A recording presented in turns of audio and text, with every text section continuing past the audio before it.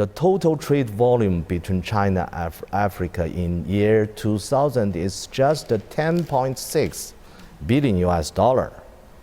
But because forecast now, last year, our two sides trade volume reached a record high of 282 billion US dollar. And the FDI in year 2000 between China and Africa just between 300 to 400 million US dollar. But today, the FDI from China to Africa reached about, I was roughly guessed, 40 billion US dollar. So you can see the increase, right? Till now, China participated in African countries' efforts to build and upgrade more than 10,000 kilometers of railway. As ambassador, I would like to emphasize that the Chinese side is ready to strengthen communication and cooperation with the new government in South Africa to cement our traditional friendship, deepen win-win cooperation, and strive for bigger progress for our comprehensive strategic partner. Especially, now I focused on two important fields. One is industrialization, and of course through trade. China is South Africa's biggest trading partner, and South Africa is also China's biggest trading partner in the continent. From this year, January to May this year, our bilateral trade reached 23.4 billion US dollar. South Africa exports to China were 15.3 billion US dollar, up almost 14% year on year. Through promote trade, I think, especially your exports to China can promote creating jobs. And in recent years, I believe, our two sides are now working to sign export protocols for yet more South African goods, including wool, dairy products, pet food, and of course seafood products. Agro exports to China has been benefit to South African farmers, especially those small farmers, I hope. They also help create more local jobs, as I said. Of course, I also attach importance to the investment.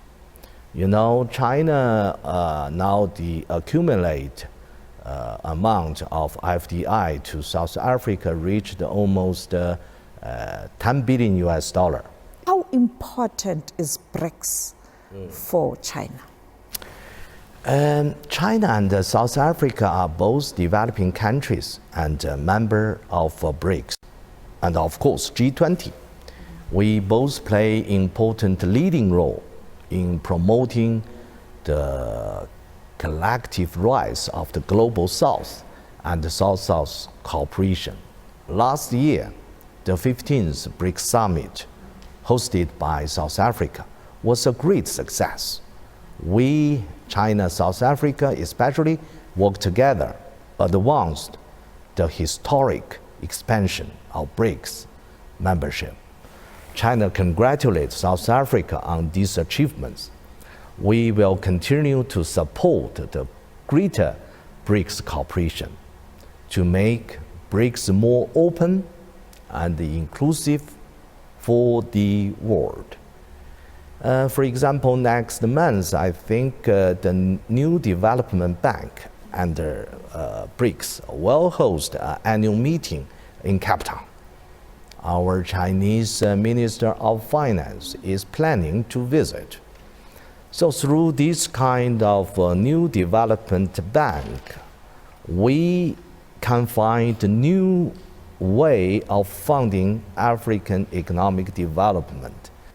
They need new choice, new option. I think BRICS provide African countries, BRICS countries, developing countries, another new option.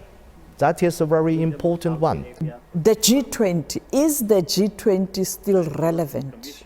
Are we benefiting as developing nations? You know, G20 at the very beginning focused on the global economy management after the financial crisis in 2008 broken in the United States, right? But unfortunately, in recent years, it turns their attention focused on some geopolitical fight, and especially they ignored Africa's crisis and African need.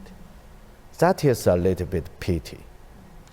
You know, China has always worked to accommodate Africa's aspiration in G20. We worked vigorously for the African Union's full G20 membership. You know, we know South Africa will host the G20 summit next year. China will fully support South Africa in hosting the summit, and we will support you push the international community, the G20, refocused on African agenda.